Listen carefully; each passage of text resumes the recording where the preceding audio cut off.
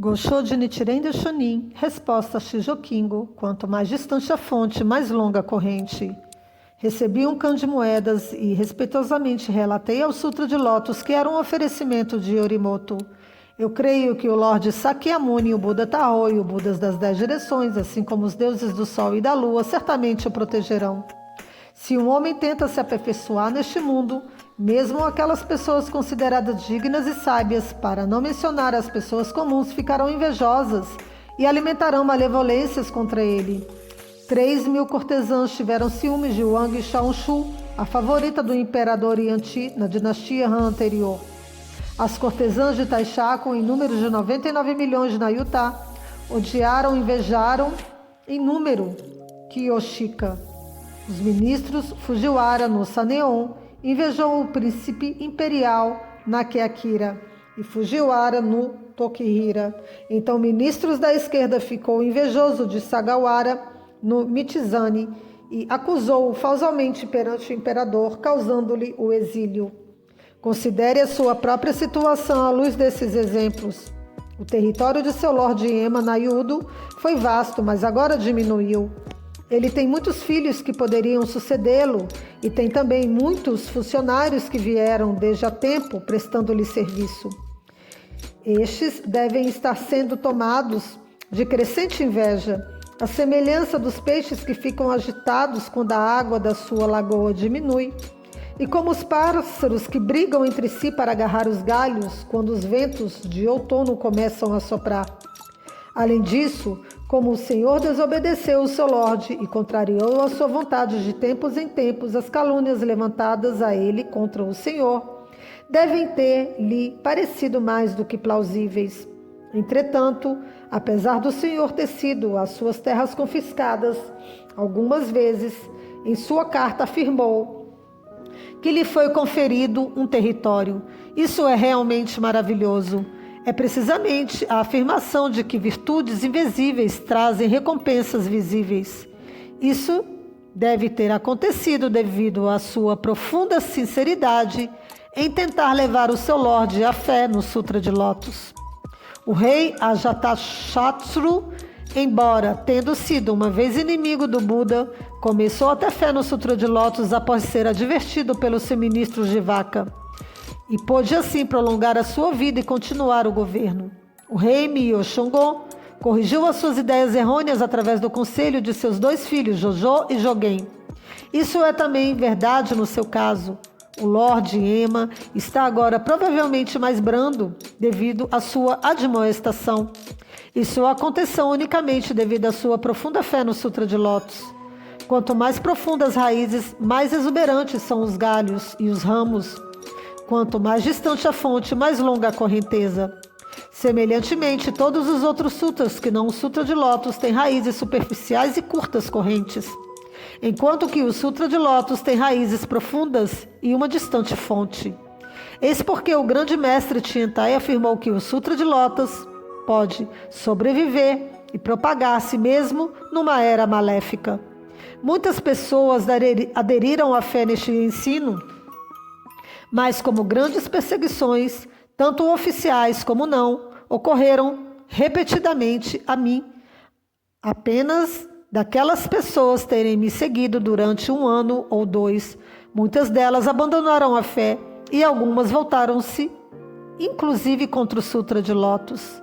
Algumas parecem aparentemente crer, mas alimentam dúvidas em seus corações, enquanto que outras aparentemente renunciaram à fé, embora possam estar continuando a crer em particular.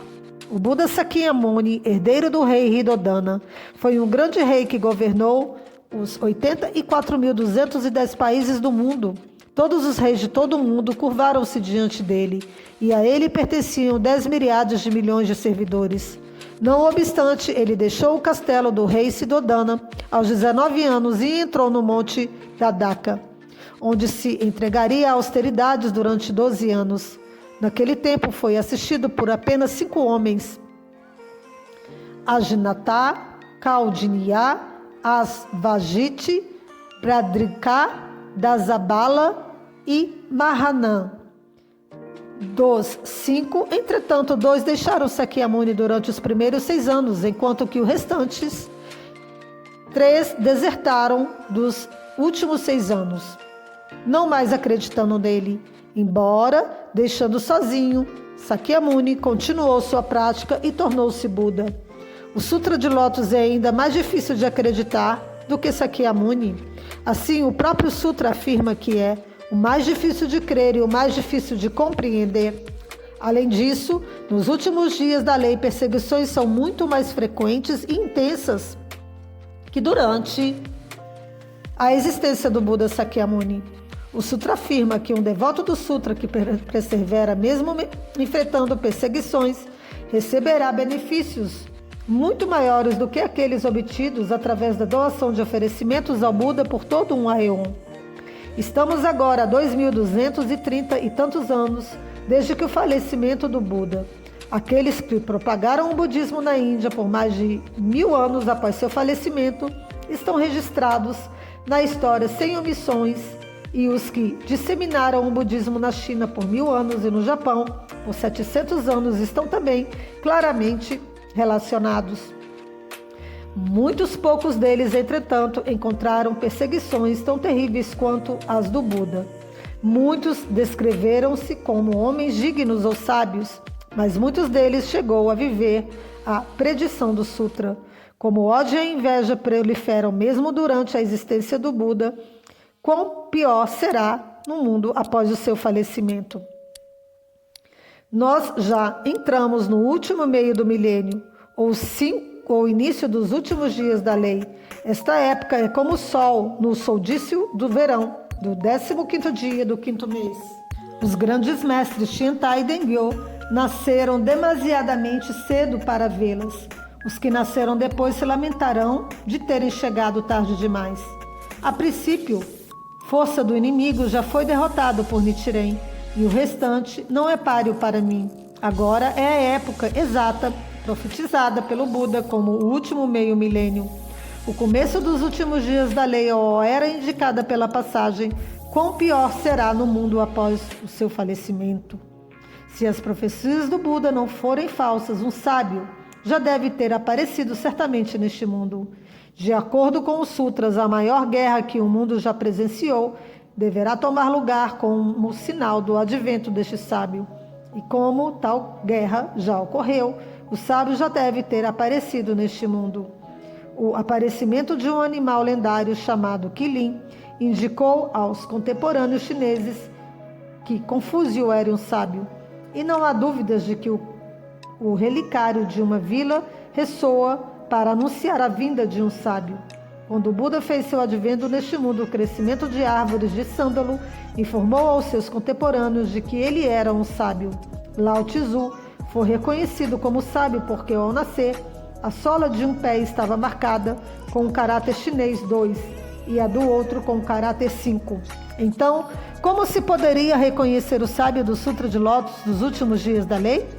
O Sutra afirma que a pessoa que prega e abraça o Sutra de Lótus é o enviado do Buda. Em outras palavras, aquele que abraça um único verso, capítulo, volume, ou os 8 volumes, ou que recita o título do Sutra de Lótus é o emissário do Buda.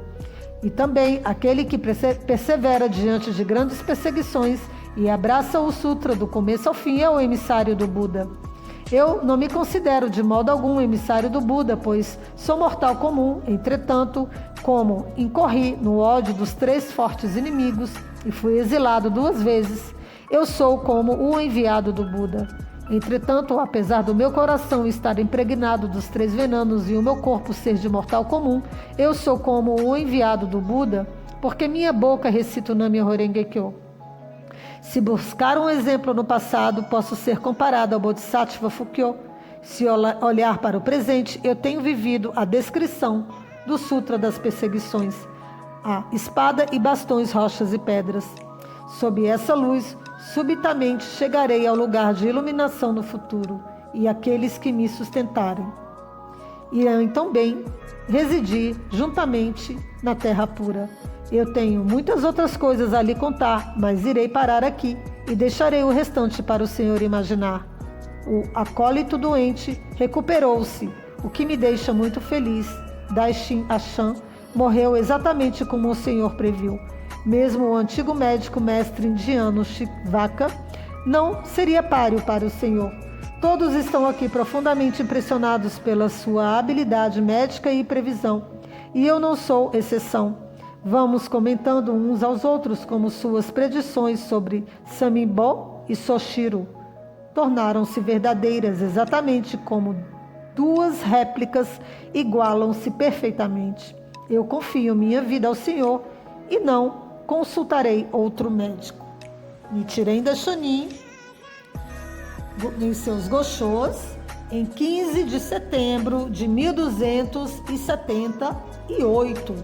Gosho de Nichiren Daishonin, resposta a Shijo Kingo. Quanto mais distante a fonte, mais longa a correnteza, disse Nichiren Daishonin.